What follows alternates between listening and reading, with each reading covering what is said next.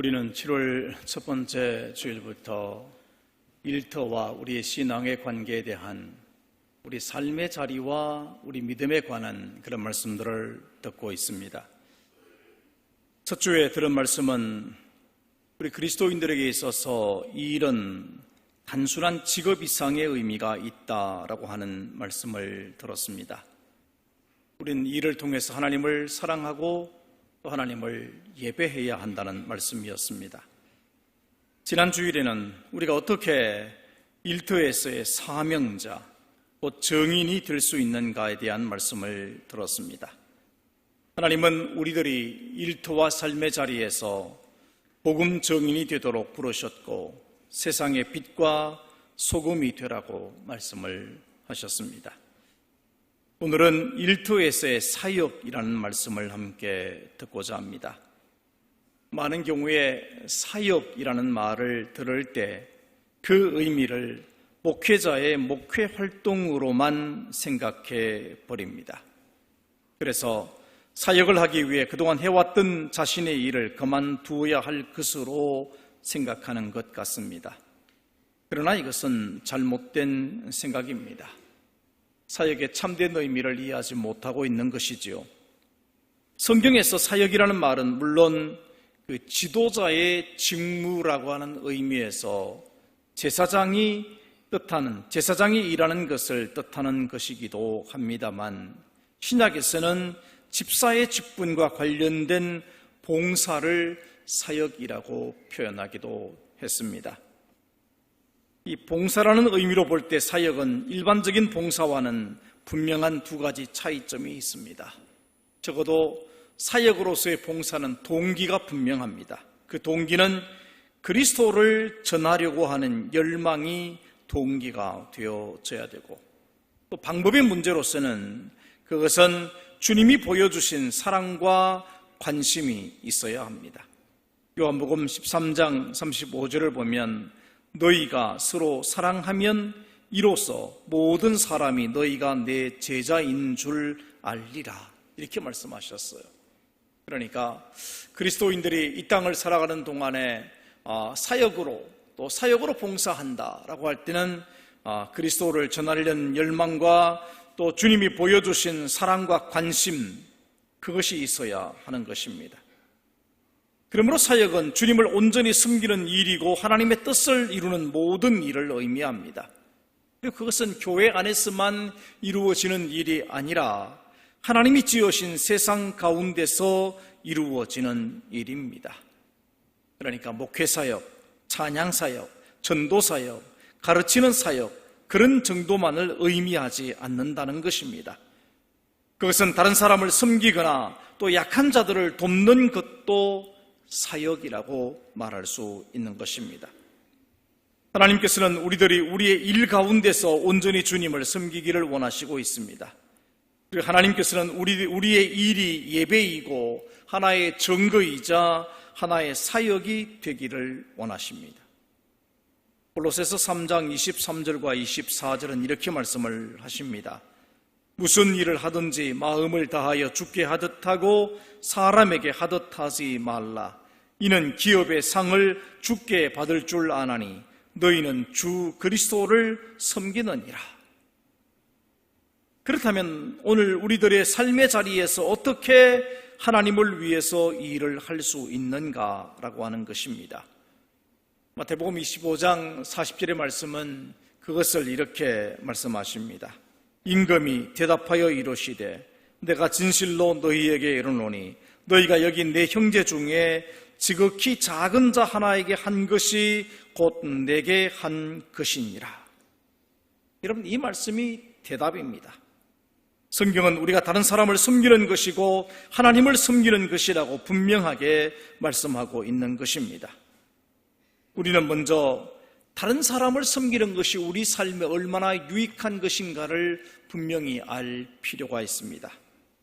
첫 번째로, 다른 사람을 섬기는 것은 의미 있는 삶을 만들게 됩니다. 에베소서 2장 10절의 말씀을 같이 한번 읽어보도록 하겠습니다. 우리는 그가 만드신 바라 그리스도 예수 안에서 선한 일을 위하여 지으심을 받은 자니. 아멘. 여러분, 하나님이 우리를 이 땅 위에 만드시고 창조하신 이유가 뭐냐면 선한 일을 하도록 하기 위함이다 말씀하고 있습니다. 그러므로 그리스도 예수 안에 있는 우리들은 다른 사람들을 돕고 섬기는 삶을 살아가야 됩니다. 많은 사람들이 삶을 허비하거나 낭비할 수도 있으며 또 어떤 분들은 소중한 곳에 투자하기도 합니다. 하나님께서는 여러분들의 삶을 다른 사람을 섬기는 것에 투자하라고 말씀하고 있습니다. 그렇게 하면 우리의 삶은 가치 있는 삶이 된다는 말씀입니다. 오늘날 많은 사람들이 정말 바쁘게 살아갑니다. 많은 것들을 즐기며 살아갑니다. 그럼에도 불구하고 삶이 지루하다든가 삶이 허무하다고 말합니다. 왜 그렇습니까? 그것은 가치 있는 삶을 살지 못하기 때문입니다. 너무나 자기 중심적인 삶을 살기 때문에 그 결과 사람들은 지루하고 재미없는 인생을 살게 되는 것입니다. 예수님은 마가복음 8장 35절에서 아주 역설적인, 다시 말하면 일반 상식으로는 이해되지 않는 말씀을 하시고 있습니다. 이렇게 말씀을 하시지요. 누구든지 자기 목숨을 구원하고자 하면 잃을 것이요, 누구든지 나와 복음을 위하여 자기 목숨을 잃으면 구원하리라. 예수님께서는 여러분이 목숨을 잃고자 하면 얻는다, 일반 상식으로서는 이해가 되지 않는 말씀입니다. 그런데 그냥 잃어버리라고 하는 말씀이 아닙니다. 이 앞에 분명히 지금 전제가 있습니다. 나와 복음을 위하여라고 그랬습니다. 나와 복음을 위해서 목숨을 잃어버린다. 다르게 말하면 주님과 복음을 위해서 헌신하는 삶을 살아가라고 하는 말씀입니다. 그리고 그것은 곧 주님이 그러하셨던 것처럼 다른 사람을 섬기고 다른 사람을 더 생각하라는 말씀입니다. 그렇게 살아갈 때 오히려 구원을 얻게 된다 말씀하십니다. 이 말씀 속에서 구원의 의미는 우리의 생명이 주님 앞에 의미 있는 생명이 된다는 것입니다. 오늘 우리의 삶이 주님께 의미 있는 그런 삶이 되면 우리의 삶도 의미 있는 삶이 된다라고 하는 말씀이지요. 두 번째로, 다른 사람을 섬기는 것은 예수님을 닮아가게 만듭니다. 빌립보서 2장 4절과 5절의 말씀, 우리가 잘 아는 말씀입니다만 다시 한번 같이 읽어봤으면 좋겠습니다. 각각 자기 일을 돌볼 뿐더러 또한 각각 다른 사람들의 일을 돌보아 나의 기쁨을 충만하게 하라. 너희 안에 이 마음을 품으라. 곧 그리스도 예수의 마음이니. 아멘. 우리 마음속에 그리스도 예수의 마음을 품으라는 것입니다. 예수님을 닮으라고 하는 말씀이죠. 그럼 어떻게, 무엇이 예수님의 마음입니까? 오늘 봉독한 말씀 가운데 있습니다. 오늘 봉독한 말씀 28절을 보면 이렇게 말씀을 하십니다. 인자가 온 것은 섬김을 받으려 함이 아니라 도리어 섬기려 하고 자기 목숨을 많은 사람의 대속물로 주려 함이니라. 아멘. 이 말씀은 오늘 우리가 살아가는 이 시대가 말하는 것과는 아주 반대가 되는 말씀입니다. 자기 자신보다 다른 사람을 생각하는 것이 인간의 본성이라고 생각하십니까? 그렇지 않습니다. 우리는 섬기기보다는 섬김을 받으려 합니다. 그러나 성경은 다른 사람을 섬기는 것이 그리스도인임을 증명하는 길이라고 말씀합니다. 오늘 여러분들은 무엇으로 여러분들이 그리스도인이라는 것을 증명할 수 있습니까? 우리가 그리스도인이라는 사실은 우리의 주님이신 예수님을 닮아가는 것으로만 증명할 수 있습니다. 오늘 우리의 삶이 주님을 닮아가면 여러분, 그것이 여러분이 그리스도인이라는 사실을 증명하게 되는 것입니다. 예수님을 닮아가는 분명한 길은 다른 사람을 섬기는 것을 배우는 것입니다. 예수님께서는 나는 섬김을 받으러 온 것이 아니라 다른 사람들을 위해 목숨을 내어주기 위해 왔다고 말씀을 합니다. 예수 믿는 사람, 또 믿지 않는 사람, 그들 사이에는 분명한 차이가 있습니다. 예수 믿지 않는 사람들은 누가 나에게 도움을 줄 수 있을까라고 생각하는 사람입니다. 그래서 도움 줄 사람을 찾는 사람들이죠. 그러나 예수 믿는 사람들은 내가 누구에게 도움을 줄 수 있을까를 말하는 사람입니다. 예수님께서는 섬김을 받으려 함이 아니라 도리어 섬기러 오셨다고 말씀하기 때문입니다. 자기 중심적으로 흘러가는 이 세상에서 가장 절실하게 필요한 것은 그리스도인들의 풍성한 섬김입니다. 왜냐하면 이것이 바로 우리의 삶을 의미 있게 만들고 나로 하여금 예수님을 닮아가게 만들기 때문입니다. 세 번째로, 다른 사람을 섬김으로 영원한 상급을 받게 됩니다. 마태복음 25장 21절을 보면 이렇게 말씀합니다. 그 주인이 이르되 잘하였도다 착하고 충성된 종아, 내가 적은 일에 충성하였음에 내가 많은 것을 내게 맡기리니 내 주인의 즐거움에 참여할지어다. 주님은 우리들이 하늘나라에 갔을 때 하나님께서 하실 말씀을 미리 하고 계신 것입니다. 여러분, 하나님의 나라에 갔을 때 주님께서 말씀하신 이 말을 들을 수 있다면 얼마나 좋겠습니까? 그런데 이 말은 여러분들이 이 땅 위에서 섬기며 살아갈 때에만 해당되는 약속입니다. 여기엔 세 가지 상급이 있다 이렇게 말씀합니다. 첫 번째는 잘했다 이렇게 말하고 있습니다. 여러분, 하나님 나라에서 하나님께서 우리를 향해서 잘했다, 정말 잘 살고 왔다, 이런 말씀을 들을 수만 있다면 얼마나 귀하겠습니까? 두 번째는 예수님께서는 더 큰 것으로 맡기신다고 말씀합니다. 내가 적은 일에 충성하였음에 내가 많은 것으로 내게 맡기리니. 그 많은 것이 무엇이겠습니까? 우리가 이 땅에서 살아가는 동안에도 하나님의 은혜를 누리며 살아가고 있지만 하나님의 나라에 가서는 더 많은 하나님의 은혜와 사랑과 은총 속에 살아가게 될 것임을 말씀하고 있는 것입니다. 세 번째는 하나님의 나라의 잔치에 참여하게 된다 말씀합니다. 주인의 잔치에 참여할지어다. 여러분, 그것은 곧 영원한 기쁨을 뜻하는 말씀입니다. 여러분들이 하나님의 나라에 이를 때 하나님께서는 우리의 무엇을 보시겠습니까? 우리의 직분이나 신분이 아닙니다. 이 땅을 살아가는 동안에 목사로 살았는지 장로와 권사로 또 여러 가지 직분을 가지고 살았는지 그게 관심하는 것이 아니라 우리의 섬김의 삶에 관심하고 있다는 것을 여러분 아셔야 합니다. 요한복음 12장 26절을 같이 한번 읽어보겠습니다. 사람이 나를 섬기려면 나를 따르라. 나 있는 곳에 나를 섬기는 자도 거기 있으리니 사람이 나를 섬기면 내 아버지께서 그를 귀히 여기시리라. 아멘. 섬김의 삶을 살아갈 때 하나님께서 그 사람을 귀하게 여겨주신다 이렇게 말씀하고 있습니다. 만약 섬김이 의미 있는 삶을 만들며 예수님을 닮아가게 만들고 영원한 상급의 기준이 된다면 어떻게 하면 나의 일을 통해서 다른 사람을 섬길 수 있겠습니까?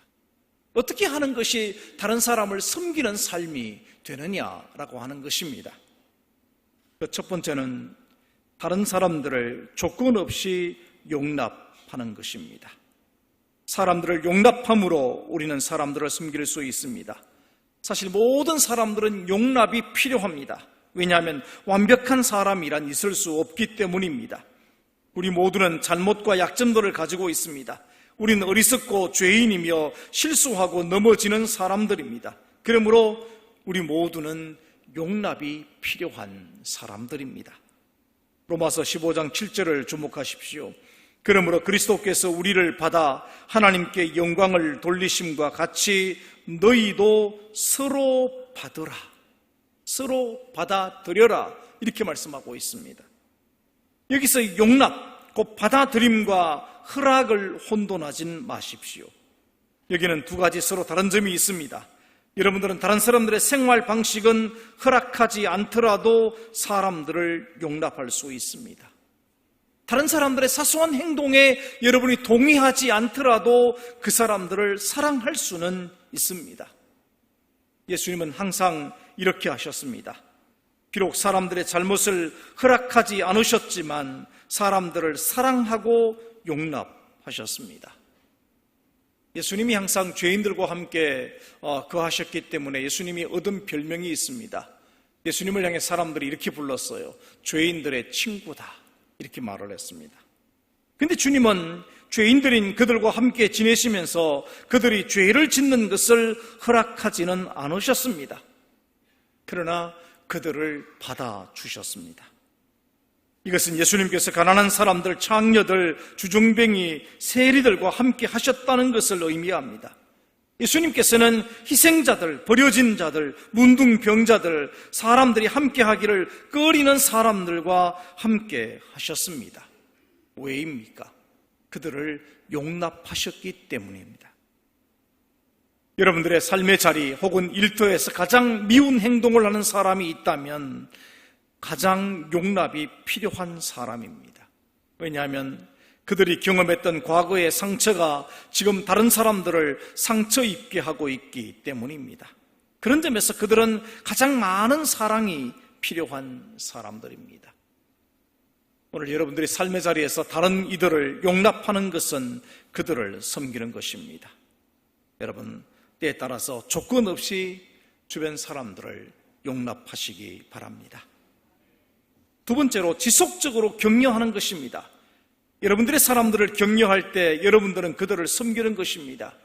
데살로니가 전서 5장 11절을 보십시오. 그러므로 피차 권면하고 서로 덕을 세우기를 너희가 하는 것 같이 하라. 여러분들이 내일 삶의 자리와 일터로 돌아갈 때 여러분과 함께 일하게 될 사람들에 대한 세 가지 사실을 기억하셔야 됩니다. 내 주변에 있는 사람들 모두는 힘든 시간을 가지고 있다. 그들 모두는 숨겨진 상처를 가지고 있고 모든 사람들은 칭찬받기를 좋아한다는 사실을 기억하셔야 됩니다. 그리스도인들은 모든 일터에서 격려하는 사람들이라는 명성을 얻어야 됩니다. 저 사람 다른 사람들을 격려하고 용기를 주는 사람이다라고 하는 그런 별명을 여러분이 얻으셔야 합니다. 지금 여러분은 격려하는 사람입니까? 아니면 실망시키는 사람입니까?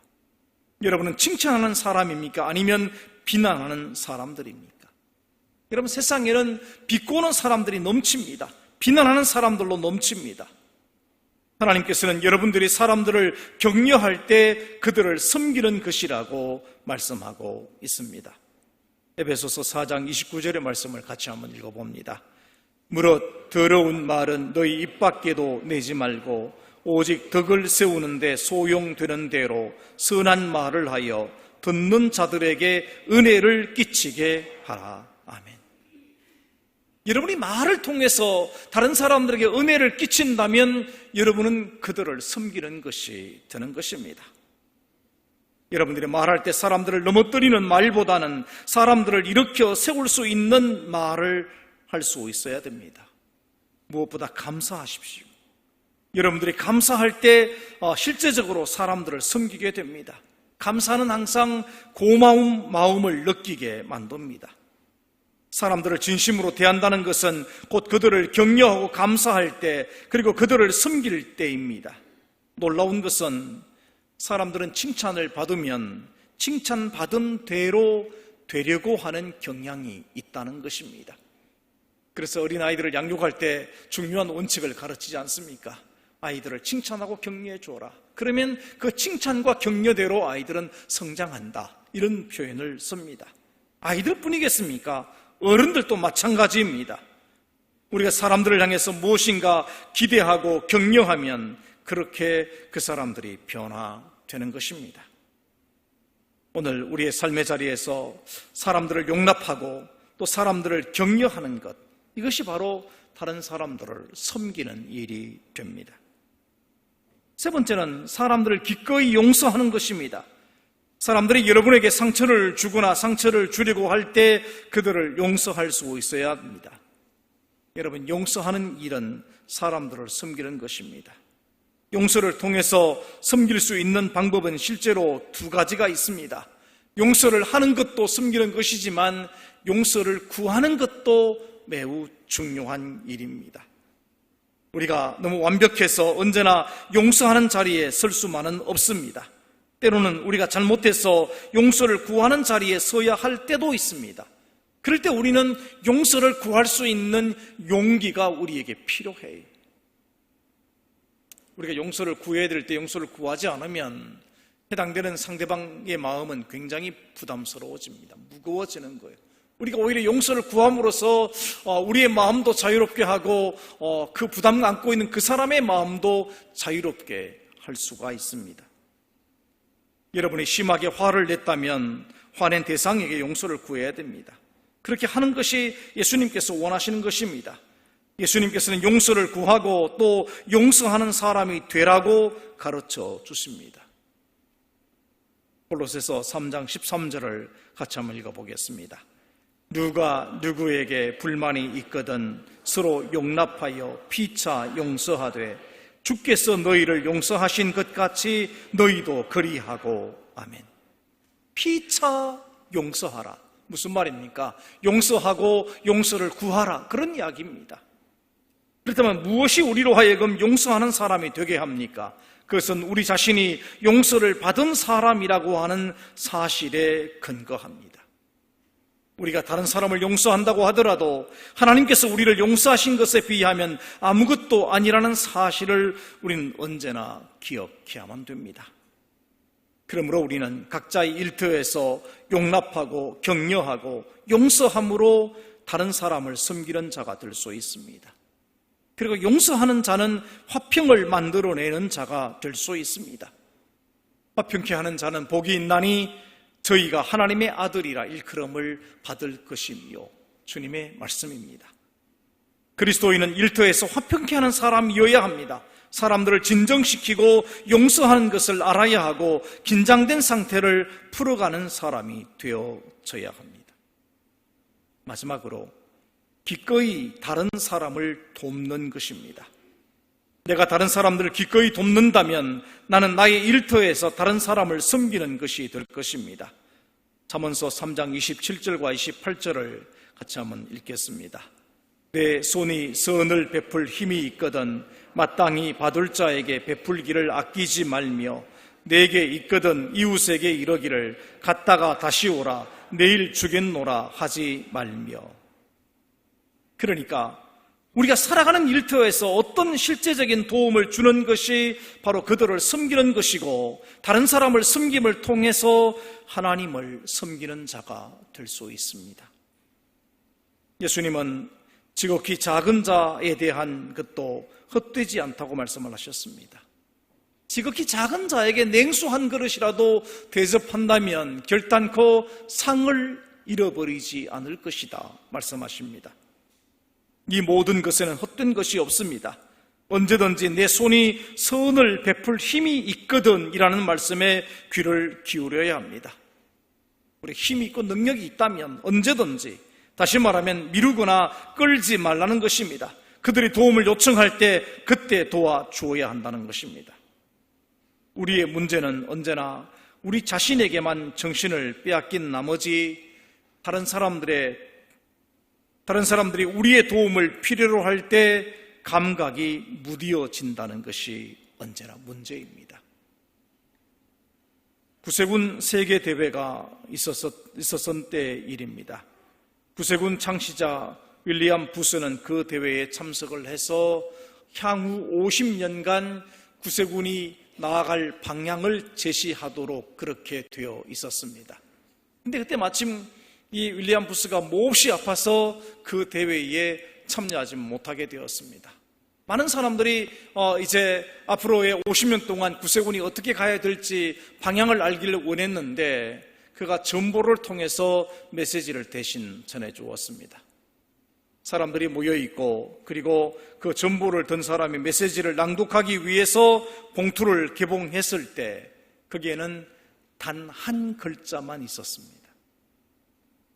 앞으로 50년 동안 구세군이 어떤 일을 할 것인가에 대한 메시지가 있는데 단 한 글자였습니다.